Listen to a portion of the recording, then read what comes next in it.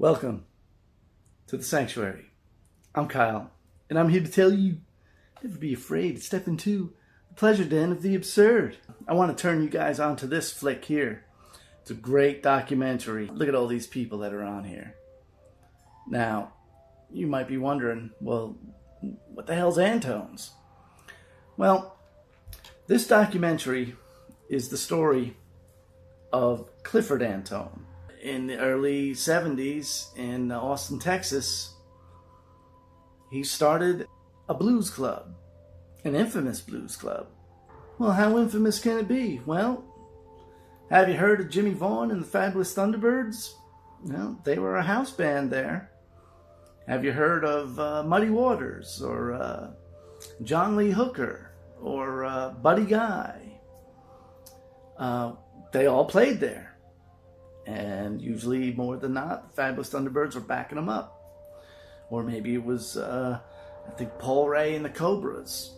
Guys like Little Walter and Buddy Guy and Walter Horton. Hubert Sumlin, Sunnyland Slim. Stevie Ray Vaughan played there when he was just a firebrand kid who loved to play the blues like Albert King, and he got his chance to play with Albert King on stage at Antone's. Antone's is a beacon for both legends and newcomers alike. Founded by Clifford Antone over 30 years ago, the club has welcomed a who's who of blues greats to Austin.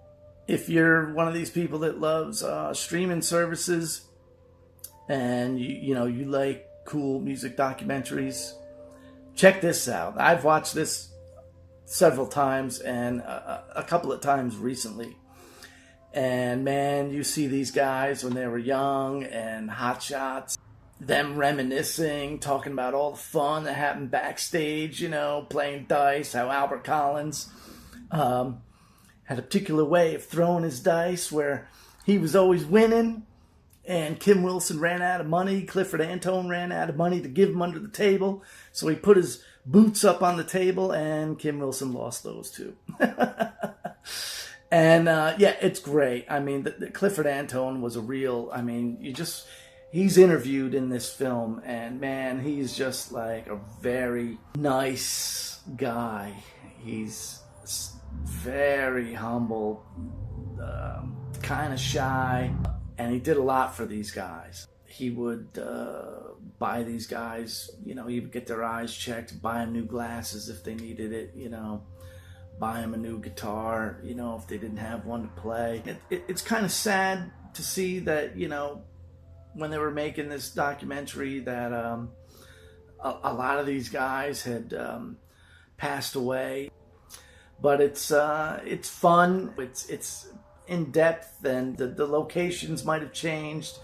There's one great story. Albert Collins is playing there, and he's got this 500-foot guitar cord or whatever. So he goes out the back door, and he's playing outside and everything. People are standing around, and there was a pizza place next door. He went in through the back door of the pizza place, right? And he comes back out, and he's like, this guy's like, 30 minutes later, got kids coming with a pizza. He's like, Albert Collins went into the pizza place next door and ordered a pizza, and the kid delivered it, out to the crowd as he's out there doing his thing. And it's stories like that.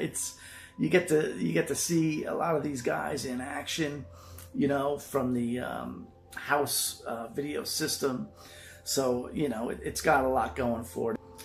A real wild story for, a guy who really did a lot to help these guys, because he really loved the music, and once he met these people in real life, he really loved them, and man, did that synergy go around. So I just wanted to turn you on to that. Again, Antone's, home of the blues. Check it out wherever you can. And if you like this video, give it a thumbs up. Give it a like. Want to see more? Well, then just subscribe to the channel, because this is all we do. I set the camera down, stare into it, hold stuff up, and talk about it.